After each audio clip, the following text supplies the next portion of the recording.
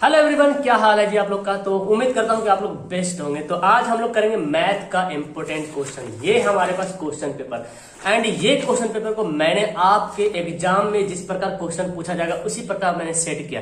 भले question number कम है, question की संख्या कम है, लेकिन इसमें 3 कैटेगरी से जिस तरह सवाल पूछा जाता है आपके एग्जाम में, ऑब्जेक्टिव 1 नंबर वाला, फिर 2 नंबर वाला, या 3 नंबर या तो 5 नंबर, है ना। तो मैंने 1 नंबर वाला सवाल लाया है, 2 नंबर वाला सवाल है और 5 नंबर वाला सवाल है। टोटल यहाँ पे 30 मार्क्स का क्वेश्चन है एंड इस क्वेश्चन को पेपर में जो दिख रहे हैं इसको मैं अपने हाथों से हल करने वाला हूँ। मुझे जहां तक लगता है कि जब मैं हाथ से हल करता हूं तो शायद आपको कुछ ज्यादा ही समझ में आता है, ठीक है ना। तो शुरू करते हैं, वीडियो को पूरी तरीके से देखिए एंड आप लोग ये मत सोचिएगा कि सर आपने कम नंबर क्वेश्चन लाया, क्वेश्चन ज्यादा कीजिए। नहीं, क्वेश्चन कम से मतलब नहीं है, नंबर से मतलब और परसेंट से मतलब आपको परसेंट निकाला। अगर आपने 30 में 30 बनाया मतलब आपने 100% बनाया, ठीक है ना। 30 में अगर आपने 15 बनाया तो मतलब 50% बनाया, ठीक है। इस तरह से परसेंट कैसे निकालेंगे तो मैं क्वेश्चन को हल करूंगा एंड आपको लास्ट में परसेंट निकालने के लिए बता दूंगा कि कितना परसेंट आया, ठीक है ना। बहुत मजा आने वाला है, एकदम इंटरेस्ट वीडियो देख रहेगा और आपका ना एक अलग से फीलिंग आएगा, अंदर से एक पॉजिटिव फील आया कि यार आई कैन डू, मैं भी मैथ में 100 नंबर ला सकता हूँ, 100% ला सकता हूँ, 80% ला सकता हूँ, 90% ला सकता हूँ। ये वीडियो देखने के बाद आपको कसम से बड़ा मजा आएगा। तो वीडियो को एंड मत करना, पूरी वीडियो देखना, वीडियो को पूरा अच्छे तरीके से देखना और क्वेश्चन को हल करना खुद से बेस्ट होगा। चलिए शुरू करते हैं। ओके, तो चलिए शुरू करते हैं। मैं हूं अशफाक और आपके लिए यहाँ पे मैथ का सैंपल पेपर 2023 का लाया हूं, ठीक है ना। आपको मैं पहले बता दूं, ऑब्जेक्टिव 15 क्वेश्चन है, 15 क्वेश्चन 15 चैप्टर से लिया गया है, ठीक है। 15 क्वेश्चन 15 चैप्टर से लिया गया है और 2 नंबर वाला सवाल 5 पीस है और 5 नंबर वाला सवाल 1 पीस है। तो 2 नंबर वाला 5 पीस तो 10 नंबर हो जाएगा और 5 नंबर वाला 1 पीस तो 15 और 15 ऑब्जेक्टिव वाला, ठीक है ना। तो आपको 30 नंबर लाना है, सबके आखिर में नंबर लिखा हुआ है। ओके, 1 बाय 1 करके हल करते हैं। पहले ऑब्जेक्टिव करते हैं, बड़ा मजा आने वाला है। सबसे छोटी अभाज्य और सबसे छोटी भाज्य संख्या का गुणनफल क्या होगा। ये सेट थोड़ा आसान होने वाला, फिर आगे जब करेंगे ना तो थोड़ा सा और ज्यादा मजा आएगा, लेकिन पहले इसमें आपको 100% बना के लाना है, ठीक है ना। सबसे छोटी आभाज्य संख्या कितनी होती है। सबसे छोटी आभाज्य संख्या की बात करें तो सबसे छोटी आभाज्य संख्या कितनी होती है, 2 जो है सबसे छोटी आभाज्य संख्या है, ठीक है ना। और सबसे छोटी भाज्य संख्या कितनी है तो 4 जो है सबसे छोटी भाज्य संख्या है। तो बोलता है गुणनफल, इसलिए मैंने क्या लिखा है यहाँ पे, गुना कर दिया। तो 4 दूना 8, ऑप्शन नंबर सी सही हो जाएगा, ठीक है। चलिए ये देखिए, द्विघात बहुपद दे रखा है x² - 2 के शून्यंक क्या होगा, ये बताना आपको शून्यंक क्या होगा। तो यहाँ पे ऑप्शन में मिस्टेक मैंने किया, प्लस माइनस मान लो, ठीक है ना, सुधार देते हैं। अब यहाँ पे बनाते हैं, जब भी बोलेगा ना शून्यक निकालने के लिए, जब भी शून्यक निकालने बोलेगा तो x² - 2 = 0 कर देने का, ठीक है। अब क्या करेंगे, स्क्वायर लिख देंगे, 2 माइनस जाके क्या बन जाएगा, प्लस बन जाएगा। अब स्क्वायर अगर इधर भेजेंगे तो क्या हो जाएगा, ये ही 2 जो है रूट में हो जाएगा प्लस माइनस में। इसका मतलब ये हो गया कि x का जो वैल्यू है एक बार प्लस में √2 है और एक बार माइनस में √2 है, एक बार प्लस में एक बार माइनस में। तो ऑप्शन नंबर क्या हो जाएगा, बी सही आंसर हो जाएगा। समझ में आ रहा आपको, डोंट वरी, इसका पीडीएफ आपको लेना है, सॉल्यूशन पीडीएफ लेना है तो वो भी मिलेगा, मैं बताऊंगा लास्ट में। ओके, चलिए ये देखिए 3 नंबर सवाल देखिए, ये 2x + 3y - 9 = 0, ये दे रखा है। और 4x + 6y - 18 = 0 की रेखाएं क्या होगी। एक बात ध्यान से देखें, ये वाला जो पहला समीकरण, दूसरा समीकरण, पहला समीकरण का जो x है इसको a1 बोलेंगे, 2 को बोलेंगे a1 और 3 को बोलेंगे b1 और इसको बोलेंगे c1। ये क्या कहलाएगा, a2, ये b2, ये c2। एक बात का ख्याल रखेंगे कि C1 अगर बाएं तरफ है, इक्वल के बाएं तरफ है, तो ये C2 भी बाएं तरफ होना चाहिए। नहीं तो दाएं बाएं अगर मान लो कि इधर है ये उधर है तो माइनस प्लस में मिस्टेक हो सकता है। तो अब मुझे कैसे निकालना है, कौन सी रेखाएं है नहीं है, तो हमको फॉर्मूला लगाना पड़ेगा, A1/A2 वाला फॉर्मूला। अब बताइए जी, A1 कितना यहाँ पे है, 2 है, A2 कितना है, 4 है। तो 2 और A2 4 है तो कितना आ जाएगा, 1/2 आ जाएगा। फिर B1/B2 का फॉर्मूला लगाएंगे, तो B1 कितना है, 3 है, B2 6 है, 3/6 बोले तो 1/2 आ जाएगा। फिर क्या लगाएंगे, C1/C2, तो C1 कितना है, -9, C2 -18, -9 और -18 तो क्या हो जाएगा, दोनों कट जाएगा, तो 9 दूना 18 यानी कि 1/2 आ जाएगा। एक बात आपको क्या पता चल रहा, पता ये चल रहा कि A1/A2 बराबर हो गया B1/B2 का, बराबर हो गया C1/C2 का, यानी कि ये तीनों आपस में क्या हो गया, बराबर हो गया। जब तीनों आपस में बराबर हो जाता है तो इसको बोलेंगे समपाती। क्या बोलेंगे, समपाती। ओके, और इसकी जो रेखाएं बनेगी वो वही तो बोला, कैसी रेखाएं बनेंगी, समपाती रेखाएं बनेगी और अनगिनत हल होगा, अनंत हल होगा, ठीक है। उम्मीद करता हूँ कि आपको बहुत अच्छे तरीके से समझ में आ रहा होगा। चलिए आगे देखिए समुच्चय, इसका समुच्चय निकालना, समुच्चय होंगे, क्या होगा समुच्चय, देखिए इसको भी जैसे बोलते हैं शून्यंक समुच्चय, सेम बात यहाँ पे है। तो 4x स्क्वायर माइनस 1 बराबर आपको करना है 0। ओके, 1 को पहले हम उधर ट्रांसफर करते हैं, माइनस वाला जाके क्या बन जाएगा, प्लस बन जाएगा 1। अब उसके बाद 4 को उधर भेज देते हैं, तो 4 को भेजेंगे तो 1/4 हो जाएगा। इसके बाद स्क्वायर को इधर भेज देंगे तो स्क्वायर जाके क्या बनेगा, स्क्वायर जाके ओवर रूट बन जाता है प्लस और माइनस में। क्या पता चल रहा, पता ये चल रहा कि x का जो वैल्यू आ रहा एक बार प्लस में, अच्छा 1/4 का तो वर्गमूल क्या हो जाएगा, 1/2 हो जाएगा। पहले ये कर लेते हैं, तो हमको पता चल रहा कि x का मान एक बार प्लस में 1/2 आया, एक बार माइनस में 1/2 आया, एक बार प्लस में 1/2, एक बार माइनस में 1/2। देखो यहाँ पे ऑप्शन नंबर ए में देखो, एक बार माइनस में एक बार प्लस में, है ना, माइनस में और प्लस में। ठीक है, समझ में आ रहा है, मैं जो सॉल्यूशन कर रहा हूँ वो भी समझ में आ रहा होगा, हर बच्चे को समझ में आ गया, एकदम कमजोर से कमजोर बच्चों को समझ में आ जाएगा, टेंशन नहीं लेने का। 0 और 50 के बीच कितनी विषम संख्या है, देखो 0 1 2 3 50 तक। तो आप जानते हैं कि नहीं, एक जो है विषम संख्या, 2 सम संख्या, फिर विषम, फिर सम, विषम सम, विषम सम आते रहेगा। तो 50 तक जाएंगे तो 50 में तो जान रहे 25 विषम संख्या हो जाएगा, है ना जी, 25 हो जाएगा विषम संख्या। ओके, और बाकी जो बचेगा सम संख्या हो जाएगा, 2 4 6 8 वो सब छोड़ के आप गिनिए 1 3 5 7 9 इस तरह गिनते जाएंगे, 49 तक आएगा तो 25 नंबर आएगा, 25 पीस आएगा। ठीक है, उसका फिर बोलते हैं मूल बिंदु से दूरी। मैं एक बार सवाल बता दे रहा हूं, अब इस सवाल को आप भूलिएगा नहीं, आप कोशिश, आपको रिवीजन करना कि भूल नहीं पाए हम, ठीक है ना। तो इसकी मूल बिंदु की दूरी कैसे निकालेंगे, जब भी बोलेगा ना मूल बिंदु से दूरी निकालें तो फॉर्मूला लगाइएगा x square plus y square का वर्गमूल वाला फॉर्मूला। ये जो 3 है ना ये x है और ये क्या है y है। तो अब यहाँ बैठाइए, x कितना है -3 तो -3 का स्क्वायर, और y कितना है 4 है तो 4 का स्क्वायर। अब देखो यहाँ पे जैसे 3 का स्क्वायर करते हैं ना, 3 का स्क्वायर 9, तो माइनस का भी स्क्वायर करना, मतलब माइनस को भी 2 बार गुना करना, तो माइनस माइनस प्लस, और 3 3 9 और 4 चौक 16, 16 9 25 और 25 का वर्गमूल 5। देखिए ऑप्शन नंबर डी में ऐसे सवाल आपको आएगा, पूछा जाएगा ऑब्जेक्टिव में। चलिए आगे सवाल यहाँ पे देखिए क्या बोलता है। तो आगे सवाल देखते हैं, tan स्क्वायर 60 डिग्री का वैल्यू क्या होगा, है ना। तो बहुत आसान सा त्रिकोणमिति का मैंने सवाल लिया, फिर आगे धीरे धीरे इसका क्रेज बढ़ाएंगे। तो tan स्क्वायर 60 डिग्री, अब आपको tan 60 का वैल्यू पता होना चाहिए, कितना होता है tan 60 का वैल्यू होता है √3, और स्क्वायर है तो यहाँ पे भी क्या कर देंगे स्क्वायर। अब √3 के स्क्वायर का मतलब क्या हुआ, इसका मतलब हुआ कि √3 को √3 से 2 बार गुना कर दो, √3 को √3 से, तो √3 को √3 से गुना करेंगे तो ऐसे भी जानो स्क्वायर से रूट कटता है, और ऐसे भी याद रखो कि √3 गुना √3 3 होता है, ठीक है ना। तो आंसर क्या होगा, ऑप्शन नंबर बी हो जाएगा। ओके, आगे सवाल देखिए क्या बोलता है, एक मीनार 10 मीटर दूर स्थित बिंदु पर मीनार के उन्नयन कोण 60 डिग्री। बहुत छोटा सा जगह मैं लिया हूं, आपको एग्जाम में भी ऐसे कम जगह में हल करना है, ठीक है ना। एक मीनार है तो मानते ये मीनार है और ये जमीन होगा, और यहां से ऐसे कर लेते हैं, तो 10 मीटर, एक मीनार से 10 मीटर दूर बिंदु, तो मीनार यहाँ पे खड़ी है, ये वाली मीनार खड़ी है, यहां से 10 मीटर मानते ये वाला क्या है, दूर है।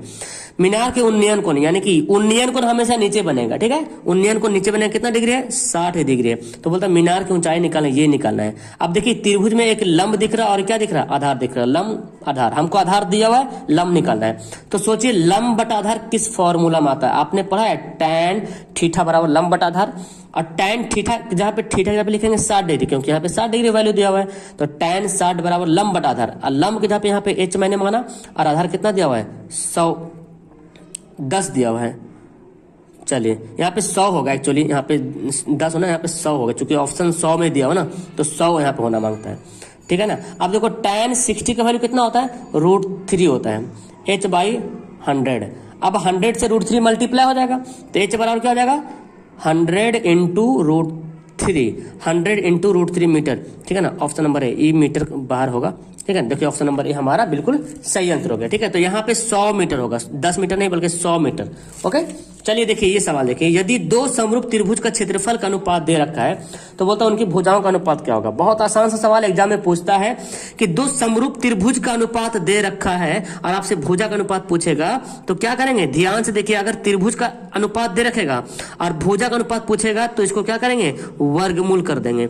तो 64 का वर्गमूल 8 होता है, 121 का वर्गमूल 11 होता है, 8 और 11 ऑप्शन क्या हो जाएगा, ए वाला सही आंसर हो जाएगा। चलिए देखिए, अब ये डायरेक्ट सवाल पूछ रहे हैं यहाँ पे क्या कि अर्धवृत्त का कोण कितना डिग्री होता है। याद कर लीजिएगा, अर्धवृत्त का कोण 90 डिग्री होता है, ठीक है ना। और वृत्त के केंद्र पे कितना डिग्री कोण बनता है, तो 60 डिग्री को बनता है। तो अर्धवृत्त का कोण 90 डिग्री होता है, ठीक है। आगे बढ़ते हैं, देखिए आगे सवाल क्या बोलता है। किसी वृत्त के परिमाप और क्षेत्रफल का अनुपात क्या होता है। वृत्त के परिमाप का फॉर्मूला क्या होता है, परिमाप का फॉर्मूला होता है 2πr, और क्षेत्रफल का फॉर्मूला क्या होता है, पाई आर स्क्वायर। ये होता है। अनुपात बोला तो हम क्या कर रहे हैं, अनुपात लिख दिए। वृत्त के परिमाप और क्षेत्रफल, तो 2 से 2, अच्छा 2 तो नहीं कटेगा ना, पाई से पाई कट जाएगा, और आर स्क्वायर का मतलब आर 2 बार यहाँ पे, तो एक आर कट जाएगा, तो एक आर यहाँ बचेगा, ये 2 नहीं कटेगा, ठीक है ना। तो 2 बचेगा, इधर क्या बचेगा, आर बचेगा, 2 अनुपात आर। देखिए ऑप्शन नंबर डी हो गया सही आंसर। आगे देखिए सवाल क्या बोलता है कि 5 सेंटीमीटर भुजा वाले घन को बांटकर 1 सेंटीमीटर भुजा वाले कितने घन बनाए जा सकते हैं। बांट कर या काट कर, जैसे ही बोल दे, ठीक है ना। तो जब भी बोले ना कि पिघला कर काट कर बना दिए, तो दोनों का आयतन निकालेगा। 5 सेंटीमीटर भुजा वाले घन का भी आयतन और 1 सेंटीमीटर भुजा वाला घन का भी आयतन, ठीक है। तो हमको निकालना क्या, संख्या निकालना, कितना घन बनेगा। तो 5 सेंटीमीटर भुजा वाले घन का आयतन का फॉर्मूला क्या होता है, 4/3πr3, ये फॉर्मूला होता है। और 1 सेंटीमीटर भुजा वाला घन का आयतन, तो ये भी वही फॉर्मूला होगा, 4/3πr3। लेकिन ये छोटा घन है, ये बड़ा घन है, लेकिन फॉर्मूला तो वही लगेगा ना। तो 4/3 कट गया, पाई कट जाएगा।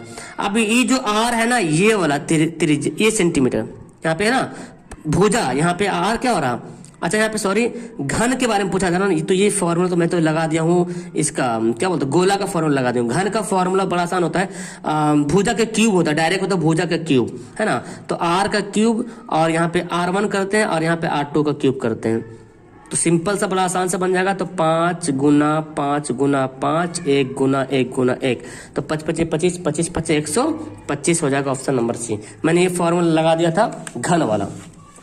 अब देखिए क्या बोलता है, परिसर। बहुत बार एग्जाम में पूछता है परिसर ज्ञात करो, परिसर ज्ञात करो। तो कैसे ज्ञात करेंगे परिसर, परिसर का मतलब होता है रेंज, ठीक है ना। परिसर का मतलब क्या होता है, रेंज होता है। परिसर ज्ञात करने बोलेगा तो सबसे बड़ा वैल्यू देखिए, ये तो क्वेश्चन नंबर 13 है ना, सबसे बड़ा कौन इनमें से है, 30 सबसे बड़ा है, और सबसे छोटा कौन है, 9 सबसे छोटा है, तो कितना आ जाएगा, 21। ऑप्शन नंबर डी हो जाएगा, ओके। फिर बोलता है एक पासे को फेंकने पर ऊपर 2 आने की क्या प्रायिकता। जो डैश होता है ना, डैश, अगर पासों को फेंके तो क्या आएगा, 1 2 3 4 5 6, यही आ सकता है। पासों को फेंकने पर तो यही आ सकता है ना। अब आप बोलता ऊपर 2 आने की क्या प्रायिकता, ऊपर में तो पासों को फेंकेंगे तो ऊपर बोला 2 आने की क्या प्रायिकता, तो ऊपर में तो 2 ही, यही एक ही बार आ रहा, कितना बार आ रहा, 2। अगर पासों को फेंकेंगे एक बार, तो ये 6 में से कोई भी आ सकता है, 1 भी आ सकता है, 2 भी आ सकता है, 3 भी, 4 भी, 5 6 कुछ भी आ सकता है। लेकिन बोला 2 आने की क्या प्रायिकता है, तो 2 अगर आएगा भी तो एक ही बार आएगा ना। 2 कितना बार आएगा, अगर हम एक पासों को एक बार फेंकें, तो अगर 2 आ भी जाएगा तो 6 में से तो एक ही बार 2 लिखा हुआ ना, तो एक बार आएगा। और टोटल घटनाएं कितना घट सकता है, 6। टोटल को हमेशा नीचे लिखते हैं, ठीक है ना। तो 1/6 हो जाएगा सही आंसर। अब देखिए आपको पूछा गया बहुलक ज्ञात करना है। बहुलक कैसे निकालते हैं बाबू, तो बहुलक निकालने के लिए क्या करना पड़ता है, यहाँ पे देखिए इस आंकड़ा को देखिए, सबसे ज्यादा बार रिपीट कौन सा नंबर हो रहा, 3 यहाँ पे 1 बार, फिर 2 बार, 3 बार, 4 1 बार 2 बार, तो 3 ही होगा, है ना। ऑप्शन नंबर डी हमारा सही आंसर हो जाएगा। समझ में आ रहा, मतलब आपने कितना बनाया, 15 नंबर तो आ गया होगा। अब चलिए आगे बढ़ाते हैं। तो अब हम लोग पहुंच गए 2 नंबर वाले सवाल में, है ना। 2 नंबर सवाल लघुत्तरीय प्रश्न में पहुंच गए। समांतर श्रेणी निकालना और 20वां पद ज्ञात करना। तो चलिए पहले इसको हल करते हैं। इसको हल कैसे करेंगे, पहले यहाँ जो एपी दिया हुआ है ना, एपी दिया हुआ क्या दिया, 4 9 14 कहाँ तक, 254 में, यहां तक दे रखा है, ठीक है। तो हमको क्या निकालना है, 20वां पद निकालना है। अब यहाँ पे देखिए, यहाँ पे कैसे बनाएंगे इसको, ये जो पहले मैं ए का वैल्यू निकालता हूँ। ए यहाँ पे कौन है, शुरू वाला जो होता है वो ए कहलाता है, ठीक है ना। उसके बाद हम लोग निकालेंगे डी। तो डी कौन है, ये 9 में से 4 घटा दीजिए, या 14 में से 9 घटा दीजिए, डी का मान निकल जाएगा। किसी में से, मतलब पीछे से जस्ट पहले वाला को घटा देंगे। तो 9 में से घटाएंगे 4 को, तो कितना आ जाएगा, 5 हमारा आ जाएगा डी। और 20वां पद जिसके साथ वहां लगा रहे ना, जिसके साथ वहां लगा रहे, मतलब वो एन का मान दिया हुआ है। एन का मान कितना दिया हुआ, 20 दिया हुआ है। अब मुझे क्या निकालना है, 20वां पद निकालना। तो टी एन का फॉर्मूला होता है a + n - 1 इंटू डी, ये फॉर्मूला होता है। अब ये फॉर्मूला को याद रखना है। अब टी एन का मतलब क्या हुआ, T20, जहां पे n वहां पे कितना लिखेंगे, 20 लिखेंगे। तो a का मान कितना है, 4 है, एन का मान कितना है 20 -1 और डी का मान कितना है 5 है। देखिए 4 लिखिए, 20 में से 1 घटेगा 19 गुना 5, 19 पचे 95 और 95 सर कितना हो जाएगा 99। ठीक है ना, ये क्या हो गया, इसका आंसर हो गया, है कि नहीं। तो बोला गया 20वां पद कितना होगा, यानी कि देखिए पहला पद 4 है, दूसरा पद 9 है, तीसरा पद 14 है। इस तरह से आगे बढ़ते रहेंगे। बोला गया 254 में 20वां पद मतलब 20वां नंबर पे कितना नंबर आएगा, तो 99 नंबर आएगा। 20वां पद कितना आएगा 99 आएगा। समझ आ गया। चलिए अब ये सवाल देखिए, 2 नंबर वाला सवाल। एक वृत्त के चतुर्थांश का क्षेत्रफल निकालना जिसकी परिधि दे रखा है, वृत्त की परिधि दे रखा है। ठीक है ना, इसको करते हैं सॉल्यूशन। वृत्त की परिधि, ठीक है ना, देखिए वृत्त की परिधि कितना दिया है 22 सेंटीमीटर, है ना, 22 सेंटीमीटर। और आपको पता है वृत्त की परिधि का फॉर्मूला क्या होता है, वृत्त की परिधि का फॉर्मूला 2πr। ठीक है ना, अब यहाँ पे 22 दे रखा है, तो 2π का मान कितना होता है 22/7 होता है। आर हम ये क्यों लिख रहे हैं, क्योंकि चतुर्थांश के फॉर्मूला में त्रिज्या आता है, आर का मान आता है, तो आर तो यहाँ पे दिया हो नहीं सवाल में, इसलिए हम इससे आर निकालेंगे। तो देखिए 22 से 22 यहाँ से काट सकते हैं। अब ये मेरे पास क्या बच गया, इस 7 1 से मल्टीप्लाई हो जाएगा, 7 डिवाइड में नीचे तो जाके 10 से गुना हो जाएगा क्रॉस, तो मेरे पास बचेगा 2r बराबर 7 बचेगा। और फिर r बराबर क्या बचेगा 7 और 2 गुना जाके क्या बनेगा भाग, 7/2 हमारा पास क्या आ गया r आ गया। अब यहाँ पे निकालते हैं क्या, वृत्त के चतुर्थांश का क्षेत्रफल। ठीक है ना, चतुर्थांश का क्षेत्रफल क्या फॉर्मूला होता है, इसको फॉर्मूला याद कीजिएगा 1/4πr², ये फॉर्मूला होता है। तो 1/4 पाई का मान कितना है 22/7, r² मतलब 7/2 है ना, 7/2 2 बार लिख देना है, स्क्वायर में तो यही होता ना। तो देखिए 7 कट जाएगा, फिर यहाँ से काटो 2 से कटे 11, तो 11 7 77 और 4 दूना 8 सेंटीमीटर स्क्वायर। क्षेत्रफल निकाले सेंटीमीटर स्क्वायर। ऐसे ही आपको बनाना है, ऐसे ही आपको कॉपी दिया रहेगा और ऐसे ही बनाना है। इधर भर जाएगा तो एक लाइनिंग खींच के बनाइएगा इधर, ठीक है ना, ऐसे नहीं कि ऐसे लंबा लंबी कर दे तो थोड़ा खराब लगता है देखने में। ओके, ऐसे बनाइएगा। चलिए ये देखिए यहाँ पे 3x² - 4x से और -4 की मूलों की प्रकृति ज्ञात करना है। मूलों की प्रकृति कैसे बनाएंगे, इसकी मूल की प्रकृति कैसे निकालेंगे, देखिए कैसे निकालते हैं। तो द्विघात समीकरण मेरे को क्या दिया, पहले यहाँ पे लिखते हैं। द्विघात समीकरण क्या दिया हुआ है, 3x² - 4x - 4 = 0। अब पहले हम जान लेते हैं यहाँ पर a का मान कितना दिया है। तो देखो स्क्वायर जिससे गुना होता है उसको बोलते हैं a, तो x² 3 से गुना हो रहा है तो a हो जाएगा। b का मान कितना है, तो x जिससे गुना हो रहा है तो कितना हो रहा है -4, और c का मान कितना है -4। ABC पता चल गया। अब मुझे निकाला मूलों की प्रकृति, लेकिन मूलों की प्रकृति निकालने के लिए हम लोग पहले D का मान निकालेंगे। D इसको बोलते हैं विवेचक। D वाला फॉर्मूला होता है B² - 4AC। इसी को निकालने के बाद हम बना सकते हैं। तो B का मान कितना है -4 है, तो -4 का स्क्वायर -4, और A का मान कितना है 3 है, C का मान कितना है -4 है। तो 4 चौक 16 माइनस माइनस प्लस 4 चौक 16, 16 48, तो कितना आ गया देखिए, तो 8 6 4 12 12 करता है, ठीक है। 8 6 14 4 बचा 1 4 5 6 64 आ गया। अब 64 जो आया वो क्या प्लस में आया कि माइनस में आया, ये देखिए 64 प्लस में कि माइनस में आया। तो हम लिखेंगे चूंकि D जो है क्या, D बड़ा है 0 से, चूंकि ये 0 से बड़ा है। 0 से बड़ा कब होता है, जब प्लस में वैल्यू आता है तो 0 से बड़ा होता है, इसलिए इसका मूल क्या होगा, वास्तविक तथा असमान, है ना, वास्तविक तथा असमान है। ओके, तो चलिए अब पढ़ते हैं सवाल नंबर 4। देखिए सवाल बड़ा आसान है। यहाँ पे क्या करेंगे, इसको सोल्व करेंगे। ये दे रखा है, इसका वैल्यू निकालना। यहाँ पे जो पाई है ना, पाई का वैल्यू आपको 180 बैठाना पड़ेगा यहाँ पे, ठीक है ना। 22/7 यहाँ पे पाई को हम लोग यहाँ पे रेडियन पढ़ते हैं, ठीक है ना। एक रेडियन, रेडियन को वैसे लिखते हैं, एक रेडियन बराबर 180 होता है, ठीक है ना। तो त्रिकोणमिति में पाई को पाई नहीं बल्कि रेडियन मानेंगे, और त्रिकोणमिति में समझो पाई का मान 180 डिग्री होता है, ये मान लो आप, ठीक है ना। फॉर्मूला ऐसे सवाल ऐसे बनाते हैं हम लोग। तो cos² 0 डिग्री, tan स्क्वायर, पाई पहले सवाल ही उतारते हैं ना, π/4 प्लस sin पर पावर 4 है जी, देखिए π/4, ठीक है। तो कॉस स्क्वायर 0 डिग्री, पहले हम सुधार लेते हैं। tan स्क्वायर, पाई का वैल्यू यहाँ पे क्या डालेंगे 180/4, sin पर पावर 4, पाई का मान यहाँ पे क्या लिखेंगे 180 लिखेंगे बटे 4। तो काट दीजिए, 45 आएगा ना, 4 चौक 16, 4 25 20, 45 यहाँ भी आ जाएगा 45। तो क्या बचेगा cos square 0 degree, tan square 45 degree, और यहाँ पे क्या होगा sin पर पावर 4 45 डिग्री।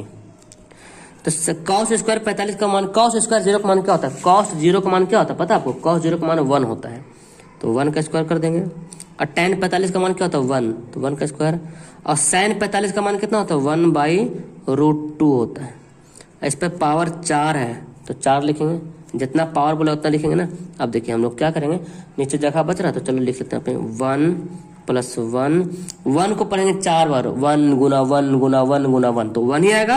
और √2 को पढ़ेंगे 4 बार। देखिए इस तरह से मैं यहाँ पे आपको सोल्व कराता हूँ। देखिए √2 गुना √2 गुना √2 गुना √2, तो √2 को √2 से गुना करेंगे कितना आएगा, √2 को √2 से गुना करेंगे 2 आएगा, यहाँ पे √2 को √2 से गुना करेंगे 2 आएगा, तो 2 दूना 4 हो जाएगा। यहाँ पे लिखेंगे 1/4। अब आपको क्या करना पड़ेगा, यहाँ पे भिन्न का जोड़ करना पड़ेगा और क्या करना पड़ेगा, तो 4 × 4 4 × 4 प्लस 1 4 4 8 1 9/4, ये आपका हो गया आंसर। ठीक है, 9/4 आपका आंसर हो गया। अब हमारे पास क्वेश्चन नंबर 5 है, जो कि बहुत बड़ा धाकड़ वाला सवाल है। ठीक है, इसको कैसे हल करेंगे बाबू, बिंदु दिया हुआ है, ये 2 पॉइंट बोलता मिलाने वाले बिंदु के मध्य बिंदु का नियामक, मिड पॉइंट मध्य बिंदु का नियामक ज्ञात करना है। तो यहाँ पे जो 6 8 दे रखा है, पहले मैं लिख लेंगे बिंदु, जो बिंदु दिया हुआ है, ठीक है ना, बिंदु यहाँ पे दे रखा है 6 8, तो इसको हम क्या मान लेंगे x1 और y1। फिर 2 और 4 दे रखा है, इसको क्या मानेंगे x2 और y2। अब क्या बोलता है मध्य बिंदु का नियामक, इसलिए मध्य बिंदु का नियामक। ठीक है, मध्य बिंदु का नियामक तो क्या होता है, मध्य बिंदु का नियामक का फॉर्मूला होता है x1 + x2/2 y1 + y2/2। ठीक है ना, चलिए तो x1 कितना है 6, x2 2 है, 6 + 2/2, y1 8 y2 4, 8 + 4/2, तो कितना हो गया 6 2 8, 8/2 कितना हो जाएगा 4 हो जाएगा, 8 4 12/2 6 हो जाएगा, 4 6 हमारा राइट आंसर हो गया। आपको ऐसे ही 2 नंबर सवाल बनाना है। अब आपके सामने आ गया 5 नंबर वाला सवाल, सिद्ध करने वाला, बड़ा आसान तरीके से बनाएंगे। ठीक है ना, चलिए तो यहाँ पे LHS RHS दिया हुआ है। इस सवाल को ना हमको दोनों को बनाना पड़ेगा, LHS भी बनाना पड़ेगा, RHS भी बनाना पड़ेगा, दोनों का आंसर सेम आएगा। तो पहले हम क्या करते हैं, पहले 1/1 पहले हम लोग LHS को बनाते हैं। क्या दिया हुआ है 1/sec θ/sec θ। ठीक है ना, चलिए यहीं पे बनाते हैं इस साइड में। सेक का फॉर्मूला क्या होता है, आप बहुत आसान से जानते हैं 1/cos होता है। सेक का फॉर्मूला क्या होता है 1/cos होता है ना। तो सेक को चेंज कर देंगे cos में, तो क्या हो जाएगा 1/cos θ बटे, अब cos यहाँ भी सेक है तो इसको लिखेंगे 1/cos θ।